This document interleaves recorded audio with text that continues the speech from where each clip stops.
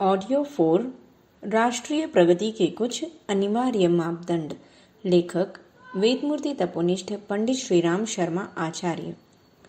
वृक्ष वनस्पतियों के अनुदान भी भुलाए नहीं जा सकते। पर्यावरण संतुलन में वृक्ष संपदा का सर्वाधिक महत्व है। पेड़ पौधे इस संतुलन को बनाए रखने में असामान्य भूमिका निभाते हैं। मौसम, वर्षा और यहाँ तक कि प्राणियों का अस्तित्व भी वृक्ष वनस्पतियों पर अवलंबित है। इनसे मिलने वाली प्राणवायु यदि थोड़े समय के लिए बंद हो जाए तो जीवधारियों का जीवन संकट में पड़ जाएगा और कुछ ही क्षणों में दिखाई पड़ने वाले प्राणियों की हलचलें समाप्त हो जाएगी। प्राणवायु के बाद जीवित रहने के लिए सबसे महत्वपूर्ण वस्तु है पानी। इसका स्रोत भी वृक्ष वनस्पतियां हैं। बादलों के गर्भ से अपनी आकर्षण शक्ति द्वारा जल को खींचकर निकटवर्ती क्षेत्र में उसे प्राणी समुदाय के लिए उपलब्ध कराने में वृक्षों की कितनी महत्वपूर्ण भूमिका होती है उसे सभी जानते हैं। मरुस्थलों के ऊपर बादल उमड़ते घुमड़ते रहते हैं, किंतु वृक्ष के अभाव में वहां पानी का दर्शन नहीं हो पाता तथा सदा जल संकट बना रहता है। जीवित रहने के लिए खाद्यान्नों का नंबर तो प्राणवायु और जल के बाद आता है। खाद्यान्न के अभाव में तो कुछ दिनों तक जीवित भी रह जा सकता है। खाद्यान्न के अभाव में तो कुछ दिनों तक जीवित भी रहा जा सकता है, किंतु प्राणवायु के बिना तो कुछ मिनटों तक ही जीवित रह सकना संभव है।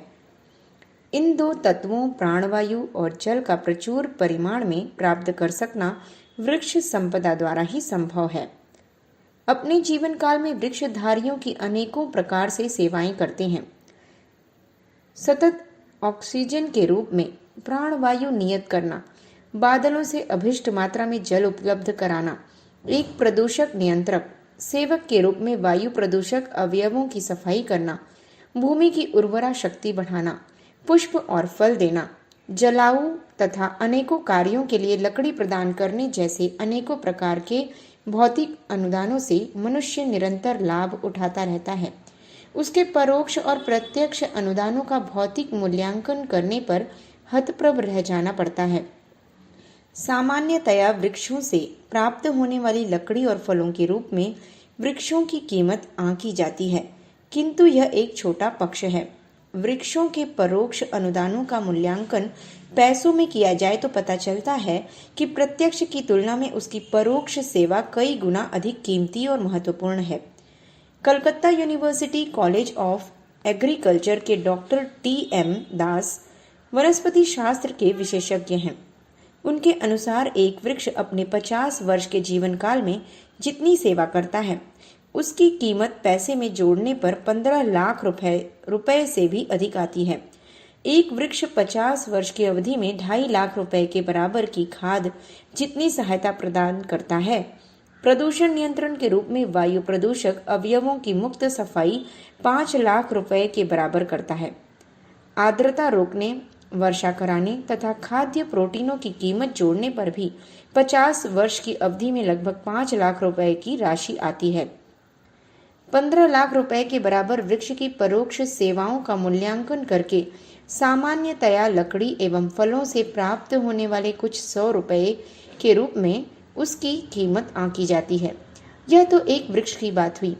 प्रकृति प्रदत्त वृक्ष संपदा से मिलने वाले कुल भौतिक अनुदानों की लेखा जोखा लेने पर ज्ञात होता है कि जितनी सेवा वृक्ष मुफ्त में करते हैं उतनी शायद मनुष्य भी न करता हो।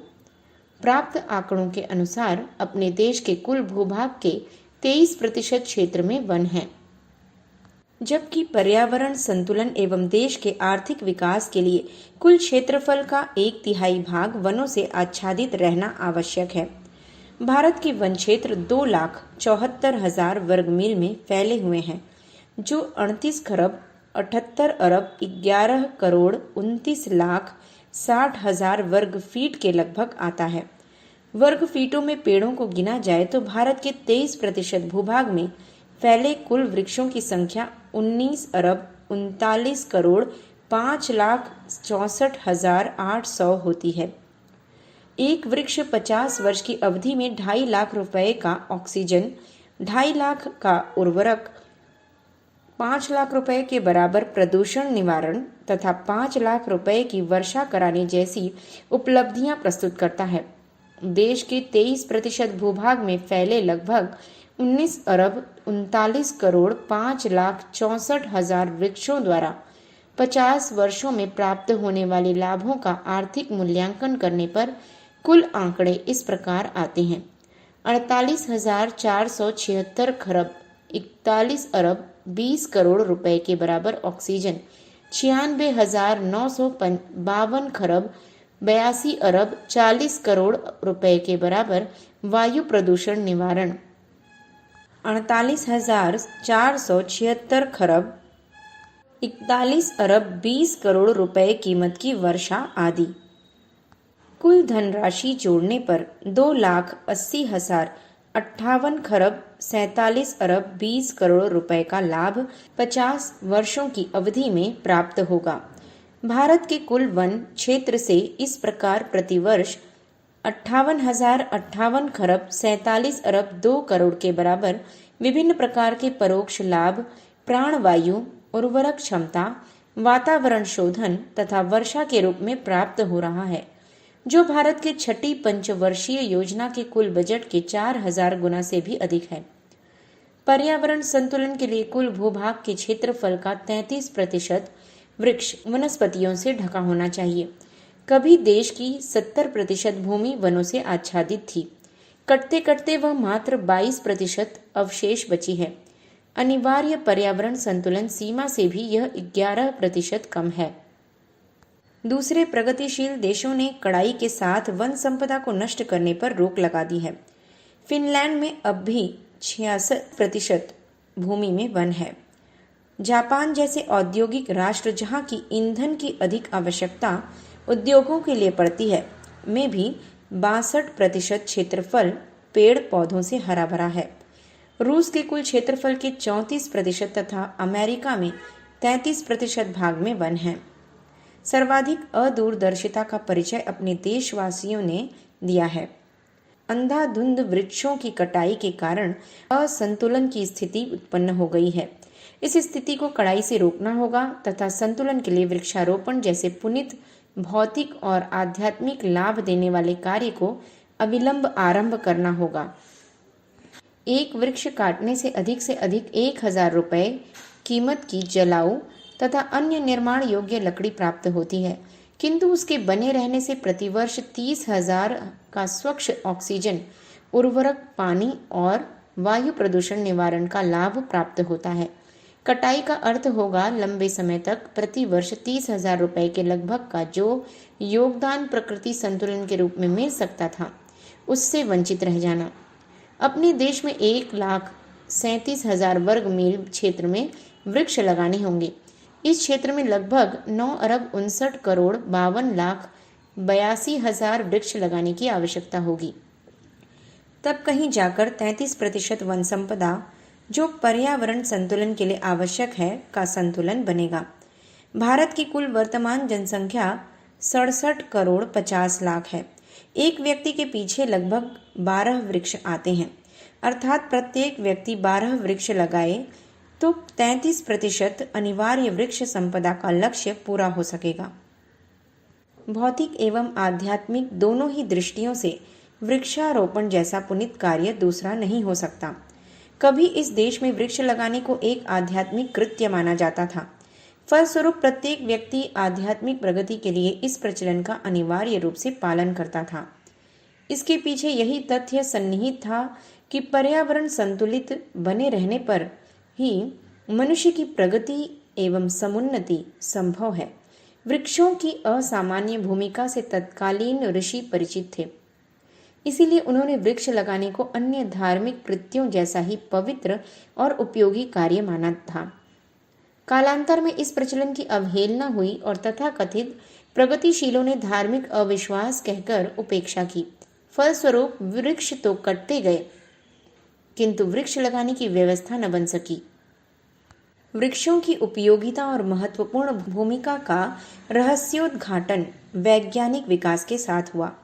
विश्व के मूर्धन्य वनस्पति शास्त्री, पर्यावरण विशेषज्ञ अब एक स्वर से स्वीकार कर रहे हैं कि वृक्ष संपदा पर समस्त मानव जाति का अस्तित्व टिका हुआ है। ये प्रकृति के सर्वश्रेष्ठ प्रहरी हैं, जिनके न रहने से प्राणी समुदाय का जीवन संकट में पड़ जाएगा।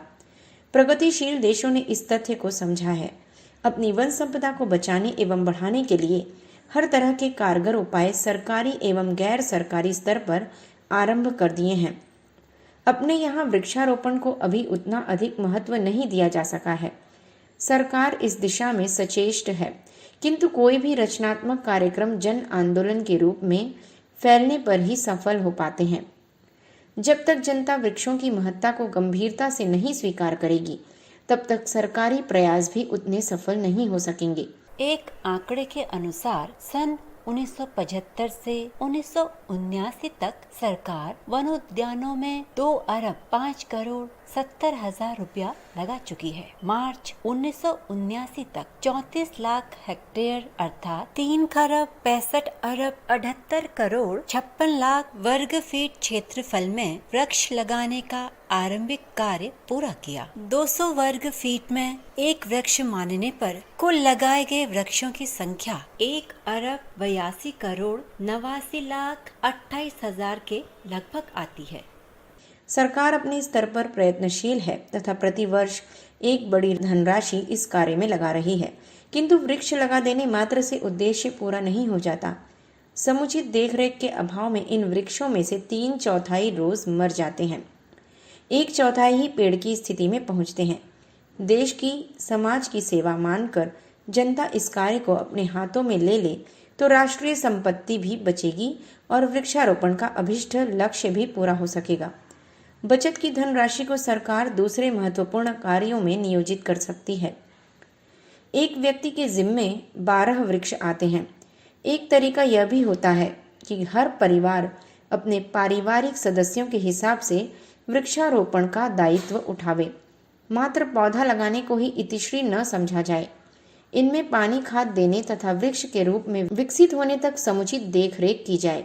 देखरेख, सुरक्षा एवं परिपोषण की व्यवस्था न बन सकी तो श्रम का अधिकांश भाग सरकारी प्रयासों की भांति निरर्थक चला जाएगा और अंततः असफलता हाथ लगेगी। प्रत्येक परिवार अपने हिस्से का दायित्व संभाल ले, वृक्ष लगाने और उसे परिपक्व स्थिति तक पहुंचाने का क्रम चल पड़े तो कुछ ही वर्षों में अनिवार्य वृक्ष संपदा सीमा को 33% तक पहुंचाया जा सकता है। एक आम जैसे सामान्य वृक्ष को तैयार होने में लगभग 10 वर्ष का समय लग जाता है। इसी वर्ष यह कार्य आरंभ कर दिया तो सन 1990 तक अनिवार्य पर्यावरण संतुलन के लिए अनिवार्य वृक्ष संपदा का 33% लक्ष्य पूरा हो सकता है। अपने यहाँ पुरातन काल से ही वृक्षारोपण के प्रति जनश्रद्धा रही है, उसे पुनः जगाया जाना आवश्यक है। जो धनाभाव एवं बौद्धिक क्षमता के अभाव में यह रोना रोते रहते हैं कि समाज के लिए कुछ कर पाने में असमर्थ हैं, उनके लिए सर्वश्रेष्ठ सेवा का मार्ग वृक्षारोपण का हो सकता है। एक वृक्ष लगाकर तैयार कर देने का अर्थ है देश के लिए 30,000 रुपये प्रति वर्ष तथा 50 वर्ष की अवधि में 15 लाख रुपए तथा 100 वर्षों में 30 लाख रुपए कीमत की पर्यावरण अनुकूलन के लिए आवश्यक सामग्री जुटा देना। यह सेवा हर कोई कर सकता है, जिसके लिए न तो विशेष धन की आवश्यकता है न ही विशिष्ट योग्यता की। धनी, गरीब, बुद्धिमान, अल्पबुद्धि, साक्षर, निरक्षर सभी इस कार्य को सरलता से संपन्न कर सकते हैं। आवश्यकता इतनी भर है कि इसका महत्व समझा और समझाया जाए और जन जन में वृक्षारोपण के प्रति उत्साह पैदा किया जाए। एक व्यक्ति का अपने हिस्से का 12 वृक्ष तैयार कर देने का अर्थ होगा 1 करोड़ 80 लाख रुपए की ऐसी प्रकृति संपदा जुटा देना जिससे समाज 50 वर्षों तक निरंतर प्राणवायु, वर्षा, वातावरण परिशोधन, भूमि की उर्वरक क्षमता में वृद्धि जैसे अनेकों अनुदानों से लाभान्वित हो सकता है। इतनी बड़ी धनराशि के बराबर प्राणी समुदाय की सेवा कर सकना थोड़े प्रयत्नों द्वारा हर किसी के लिए संभव है। इन प्रयासों के द्वारा ही पर्यावरण संतुलन बनेगा। देश की प्रगति और समृद्धि भी इस संतुलन पर अवलंबित है। स्वार्थ और परमार्थ का, भौतिक और आध्यात्मिक लाभों का दोहरा प्रयोजन पूरा करने वाले वृक्षारोपण जैसे पुनीत कार्य की दिशा में अविलंब कदम उठाना चाहिए।